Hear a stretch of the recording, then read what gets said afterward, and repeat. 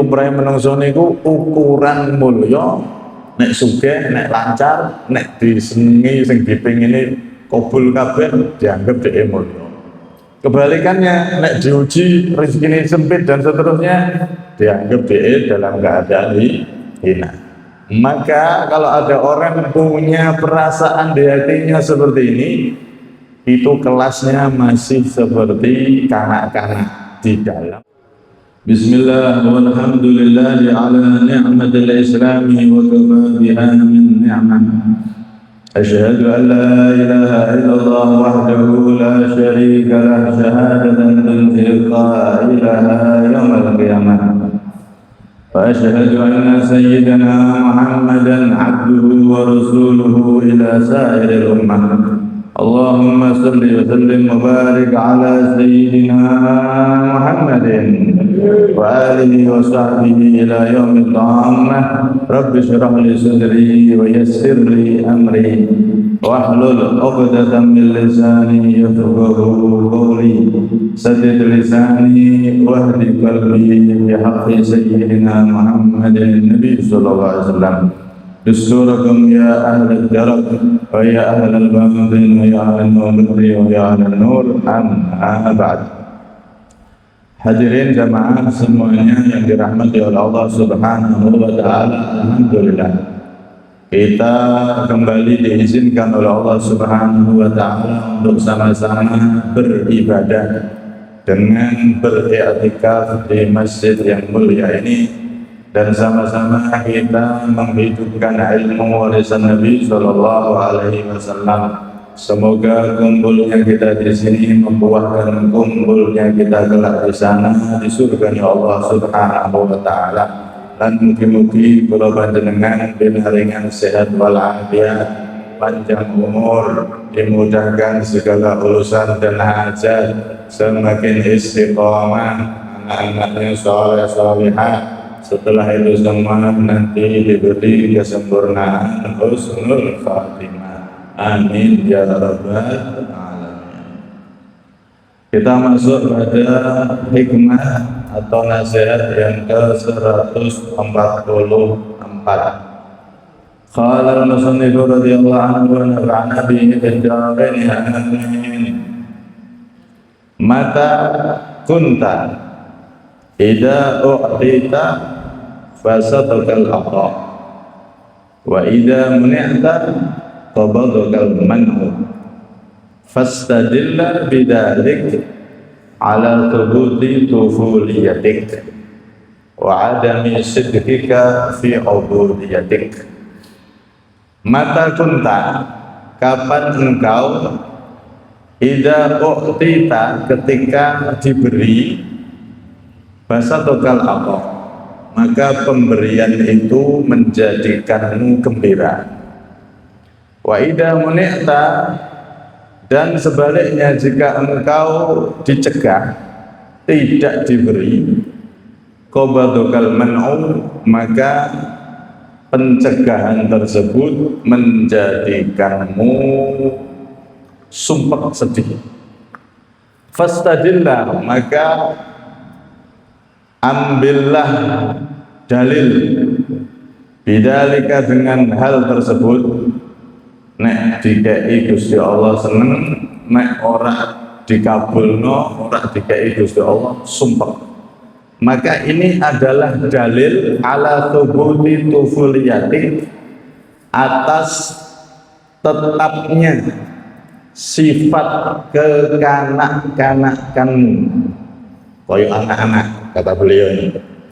Wa adami sidqika, dan tidak adanya kesungguhanmu, fa'ifi ubudiyatika, di dalam penghambaanmu kepada Allah Subhanahu wa ta'ala. Masya Allah. Jadi gampang ini ku, nek enten wong dikabulno harapane, dikei sing dipengini, dipermudah sing direncanakan, dikei Gusti Allah sesuai keinginane, kuwi seneng. Terus sebaliknya, ketika tidak dikabulkan oleh Allah, dia sumpah, sing diingini macet, Sing ini nggak tercapai-capai, sumpah. Maka yang semacam ini menunjukkan kita itu masih kanak-kanak di dalam penghambaan kepada Allah. Cara wong niku urung ngabdi tenan karo Gusti Allah. Masya Allah. Niki makna secara ringkas ngoten. Hadirin yang dirahmati oleh Allah, niki memang biasanya menungso niku ngoten. Nek pas sing diinginkan lancar, dikabulno, apa ae sing dikepingini delalah lancar kabeh. Langsung rumangsa, oh Gusti Allah ki sayang ya aku. Wah, aku ki wong sing deket karo Gusti Allah karena kabeh sing tak lancar kabeh. Kebalikannya, ketika dicegah enggak kabul-kabul, rumangsa terhina. Rumangsa niku sebuah kekurangan. Dan ini sudah digambarkan oleh Allah Subhanahu wa taala, fa ammal insanu idza mabtalahu rabbuhu fa akramahu wa na'amahu fa yaqulu rabbi akraman. Adapun manusia itu idza mabtalahu rabbuhu, ketika Tuhannya memberi ujian dia, fa akramahu, Tuhannya yaitu Allah memuliakan dia, wa na'amahu, dan beri nikmat dia. Ketika pengen ini, pengen itu lancar kabeh, nikmat teko terus. Fa yaqulu rabbi akraman, Tuhanku, dia berkata Tuhanku memuliakan aku. Wis aku ki wong mulya dadi. Sing tak karepno kabul kabeh, dadi kabeh.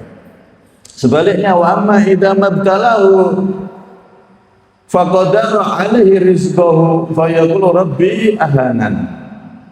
Sebaliknya ketika Allah itu memberi ujian kepada dia, faqadara alaihi rizqahu, rizkinya digawe sempit.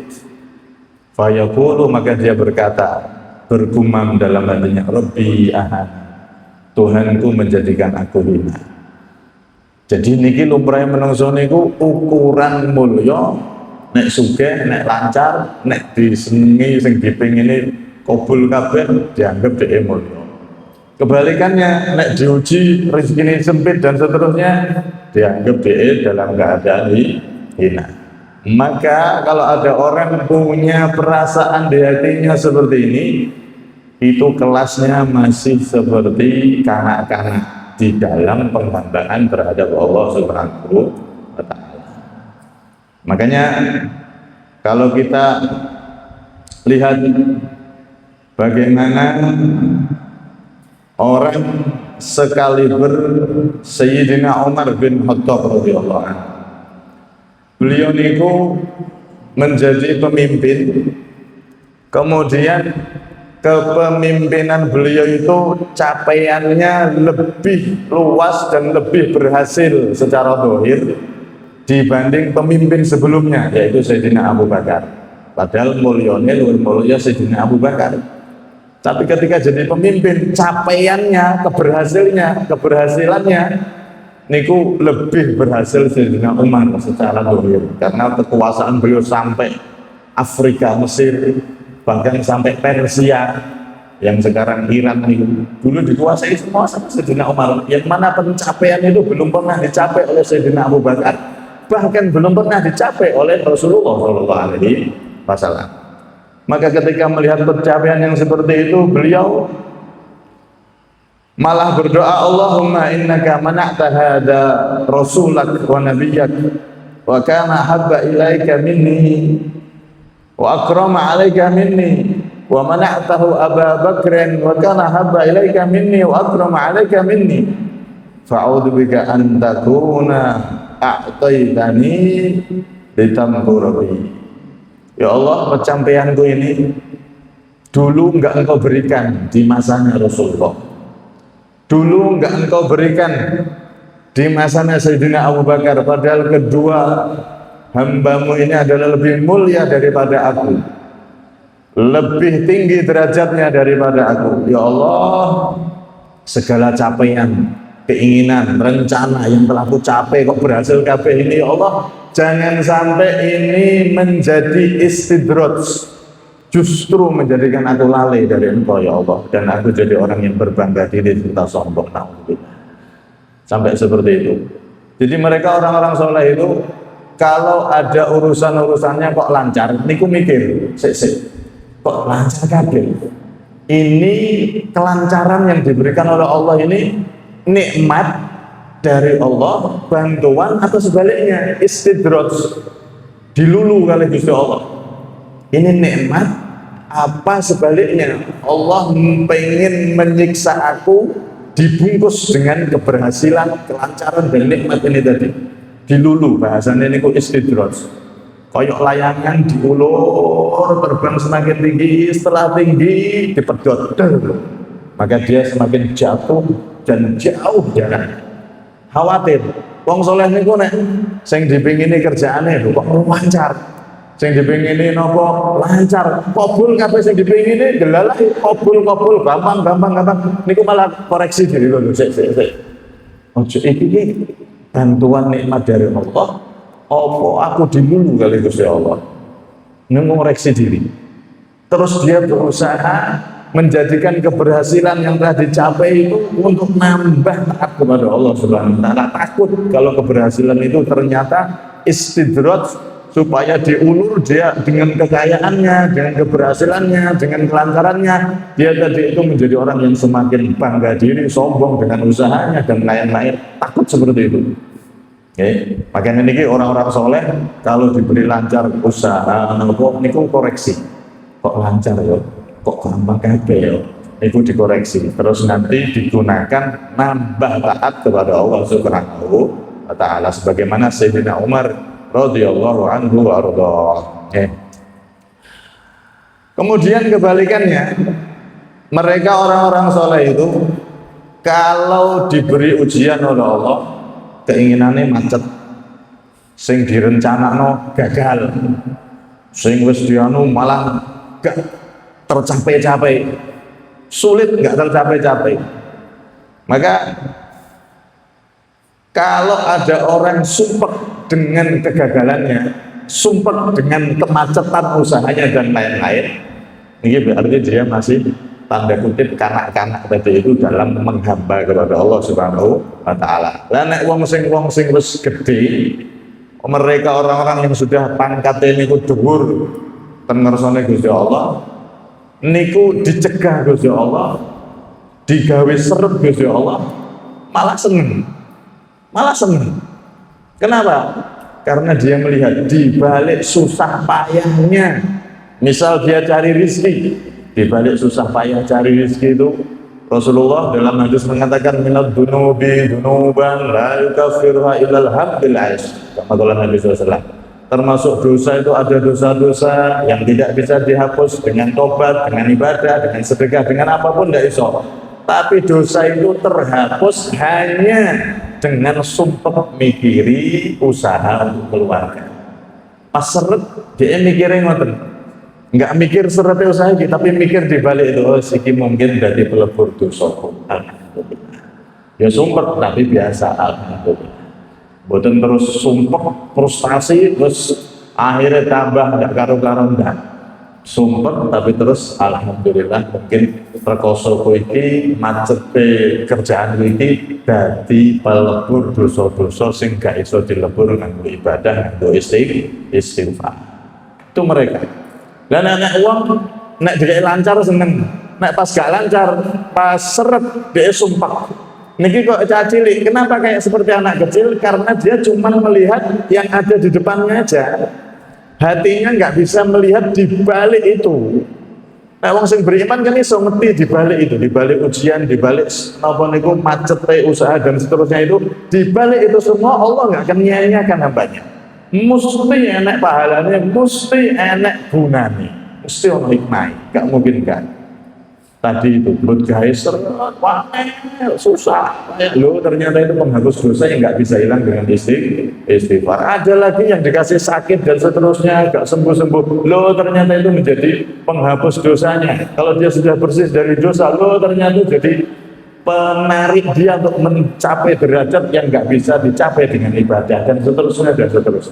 Wong nek iso ngerti di balik peristiwa yang terjadi tadi itu, maka berarti kelasnya bukan kanak-kanak. kelasnya berarti dhuwur. Nah, tiang yang semacam ini ya, menjadi orang-orang yang dekat kepada Allah Subhanahu wa taala. Kalau riyen nanti cerita Mbah Yai Tamyiz rahimahullah rahmatullahi wabarakatuh. Niku salah satu kiai di daerah Jogoloyo, daerah Demak sana. Zaman dulu niku wong duwe sepeda niku wis wah, sepeda niku sudah salah satu transportasi yang luar biasa zaman itu. Belum ada motor, apalagi mobil. Sepeda wong sugih. Nah, Mbah Yai ini duwe sepeda. Singkat cerita, sepedanya hilang. Ketika hilang, Mbah Yai ini mboten sumpek beda, malah dilapori santri-santri, Mbah Yai ini yang saya sepedanya hilang dipadosi mboten enten. Terus jawabnya napa senyum kali jawab, ya alhamdulillah. Nak sepeda hilang ya malah aku tambah sehat. Nyepeda ya sehat, tapi sepeda hilang ya aku kok pas ngisi-ngisi pengajian apa ya melaku malah tambah sehat. Alhamdulillah sepedanya ono sing ngopeni. Biasanya santri ngumbahi sepeda naik kotor, saiki wis bebas, wis santri enak, wis enak sing ngumbah, wis enak sing ngopeni. Digawe santai. Ya, digawe santai. Maka orang-orang soleh niku mereka kalau diberi kelancaran oleh Allah, koreksi diri, ini bantuan apa istidrot. Terus kalau dicegah oleh Allah, alias segala keinginannya tadi mungkin macet dan seterusnya, malah di situ dia bersyukur sama Allah, mungkin itu sebagai pelebur dosa saya dan seterusnya. Masya Allah. Sayyidina Abu Bakar itu dulu pernah beliau itu dalam keadaan takut, sedih, nangis, datang ke Rasulullah karena ada firman Allah begini, laisa bi amanihikum wala amanihi ahlil kitab may ya'mal su'ay yujza bih. Yang mana di ayat ini intinya wong niku nek ngamal elek bakale dibales kabeh, dibales sesuai amale dewe-dewe. Maka Sayyidina Abu Bakar ini wedi, beliau datang ke Rasulullah dan berkata, kaifal falah ba'da hadhil ayah fa kullu su'in amilnahu sanujza bih. Wahai Rasulullah, ini ayat kita bisa selamat dari keterangan ini ayat bagaimana wahai Nabi? Semua kejelekan akan dibalas oleh Allah. Semua kejelekan akan dibalas oleh Allah. Padahal kita semua ini ngelakoni keelekan, ngelakoni dosa mesti kanjeng Nabi. Wong menungso biasa, boten Nabi, boten Rasul kados panjenengan. Maka Nabi SAW berkata, ya ghafirullahu lak ya Abu Bakrin, alasta tamrudu wa alasta tansabu wa alasta tahzanu wa alasta tusibukal la'wa. Wahai Abu Bakar, semua kejelekan itu memang dibalas oleh Allah. Cuman Allah balas itu nggak langsung podo del enggak. Kadang keinginan kita pengen ini gagal. Kadang kita diberi sakit dan seterusnya. Itu ketika kita melakukan rencana kerja gagal. Nah, kegagalan itu balasan kejelekan yang pernah kita lakukan mungkin di waktu muda dulu pas dosa dibalas oleh Allah. Usahanya rodo seret, kemudian gagal yang diinginkan, gak sesuai yang diinginkan, kesuksesannya terundur dan seterusnya. Itu semua Abu Bakar itu adalah balasan dari Allah agar hambanya ini benar-benar bersih dari semua dosa-dosa. Jadi segala hal yang kita rencanakan, baik pekerjaan maupun apapun itu, nek seret, nek gagal, niku dibalik itu ada ampunan Allah Subhanahu wa ta'ala. Maka wong soleh niku ngerti dibalik itu ada ampunan Allah. Alhamdulillah gagal, aku untuk ampunan malah. Nek sukses mungkin aku dosaku enak sing durung diampuni. Soalnya sukses lancar kabeh, aku enak, tambah dapat nikmat, tambah wajib syukur. Tapi nek gagal, alhamdulillah entuk jatah ampunan saka Gusti Allah. Nah, orang-orang yang seperti ini mampu mengolah hatinya ketika terjadi kegagalan dan seterusnya seperti ini, maka dialah orang-orang yang besar di sisi Allah Subhanahu wa ta'ala. Tapi sebaliknya, nek sukses seneng, nek gagal sumpah apa meneh sampai ora gelem salat. Nah, iki kok cah cilik berarti ora iso ngerti di balik kegagalan, sereti usaha dan seterusnya. Itu enek ampunan, enek derajat dan seterusnya yang diberikan oleh Allah Subhanahu wa ta'ala. Maka kita di sini belajar lagi untuk niru mereka nih. Nek pas lancar diteliti. Lancarnya kita ini sebenarnya burung caranya. Oh alhamdulillah kerjaanku lancar. Iki bantuan sangka Allah. Apa Allah ngasih aku biar aku tambah agung ya Gusti Allah. Teliti. Oh saya dapat usaha saya ini dengan cara yang benar, cara yang halal. Saya jualan juga nggak mengurangi timbangan dan seterusnya. Maka berarti keberhasilan itu bantuan dari Allah. Gunakan lagi untuk taat kepada Allah Subhanahu wa ta'ala. Tapi nek berhasil gampang. Ternyata caranya nggak bener. Oh berhasil cepet, ternyata ngapusi wong. Berhasil cepet, ini itu lancar kabeh loh. Ternyata mengurangi timbangan atau dan lain-lain, menipu dan seterusnya. Maka hati-hati, keberhasilan itu berarti istidrot koyok layangan di luar dowo. Engkau tambah adoh dari Gusti Allah, pedot del tambah adoh dari Gusti Allah dengan harta dan semua yang dimiliki tadi itu. Nauzubillah min dzalik. Maka ketika sebaliknya, ketika kita itu gagal atau yang diingini nggak tercapai dan seterusnya, baik pekerjaan dan lain-lain, maka jangan lihat gagal itu. Nek ngetik itu aku sumpah akhirnya nandur ini gagal, usaha ini gagal, ini gagal. Akhirnya nek ngetik itu Pak, ngetik sing di ngarepe niki to. Suwe-suwe akhirnya iso mutung. Wah, aku sholat terus yo ngene wae. Wah, akhirnya gagal sholat meneh. Aku wis sholat terus nandur iki gagal, usaha iki gagal, rumah tangga malah ngene. Sing dingeti kegagalane kuwi. Ya akhirnya dia iso mutung ngene, bahaya. Tapi nek sing dingeti kebalikan dari itu. Oh, ternyata semuanya itu ada imbalan dari Allah. Oh iso ngapus dosa, oh iso mengangkat derajat, oh iso mengatrol kita sampai ke derajat di surga yang mana derajat itu nggak bisa dicapai dengan sujud dan ibadah kita. Tapi baru-baru sabar pas gagal dengan kesabaran itu bisa sampai derajat yang tertinggi di surga tadi itu.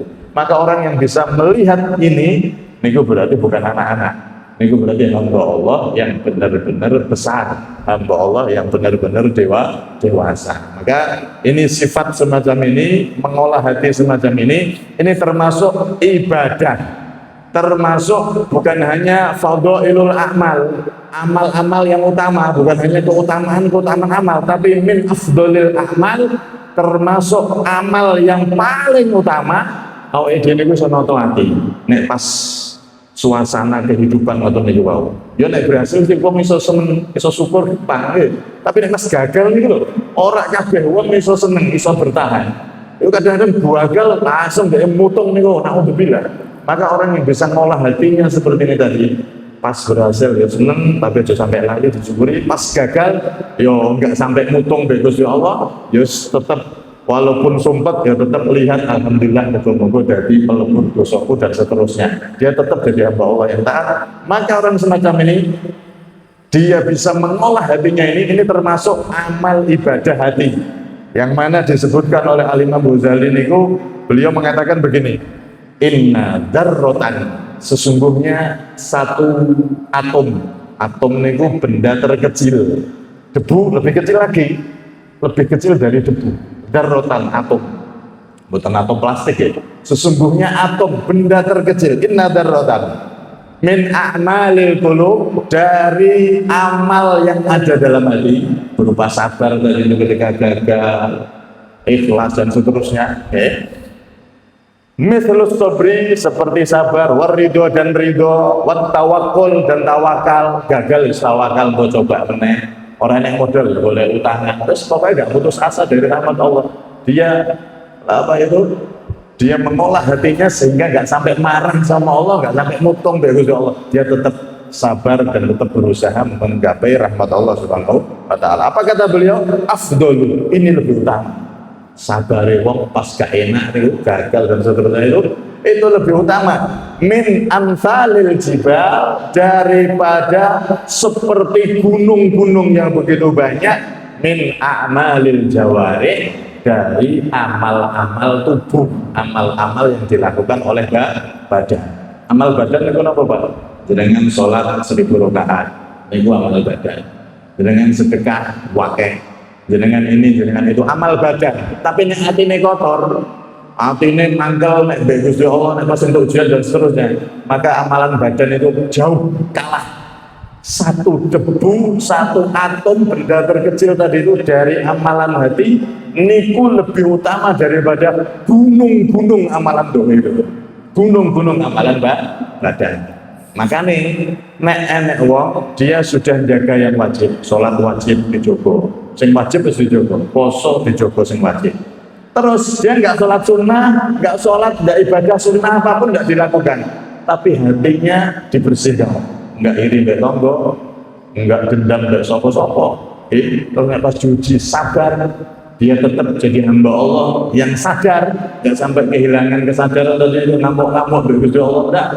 Maka orang yang seperti ini jauh lebih utama daripada wong sing salat fardu, salat sunnah, salate 1000 rakaat bendino. Tapi nek diuji mbek Gusti Allah, oh Gusti Allah ki piye ngamuk-ngamuk. Tapi mbek tanggane cek iri, mbek tanggane cek dendam, mbek tanggane atine niki kotor. Maka orang seperti itu kalah jauh dibanding wong sing atine diresiki, ditoto, diolah niki wau. Lah syukur-syukur jaga sing wajib, atine ditoto dengan kita ngaji kitab ini. Kitab ini kan isine noto ati tok. Lho jangan dikira enggak ono manfaate. Justru ini amalan paling utama. Sak debu cilik paling cilik banding gunung-gunungan. Oh. Ngeri loh nih, debu kecil. Kalau hati kita bisa kita terapkan teori-teori yang ada di kitab ini, kita terapno. Yo nek ra iso koyo wali-wali sing ndek ngoten niku mau dinyak ya seneng dan seterusnya. Kita nggak bisa seperti itu. Tapi setidaknya kita bisa mengendalikan diri ketika terjadi hal-hal yang nggak enak seperti itu. Kegagalan, dina orang, nggak dari dan seterusnya. Atine kula panjenengan iso dikendhalekno dan iso ngapura. Niku amalan lebih utama daripada dua amalan gunung-gunungan. Bukan satu gunung loh ya, jibal, gunung-gunung. Tapi hatine loro, hatine kotor. Naudzubillah min. Karena itu, ngaji kitab niki untuk menjaga hati kita. Cuman ya jangan salah paham. Oh berarti penting hatine. Hatine bersih, orang sholat apa-apa. Oh ngantuk itu rupane ngaji nih. Makanya ngombe kopi sik ben gak ngantuk. Jogo sing wajib, terus sing wajib kedua napa? Ati niki dikuat dalam semua keadaan. Nek dikai nikmat syukur kali Gusti Allah, nek dikai gak enak gagal dan seterusnya. Ujian hidup kan macam-macam, bisa gagal pekerjaannya, bisa ujian rumah tangganya, bisa ujian anaknya dan seterusnya. Tapi kita nyikapi itu dengan sabar, dengan napa niku tetap bertahan jadi hamba Allah, tidak sampai mangamuk mutung kali Gusti Allah ndak.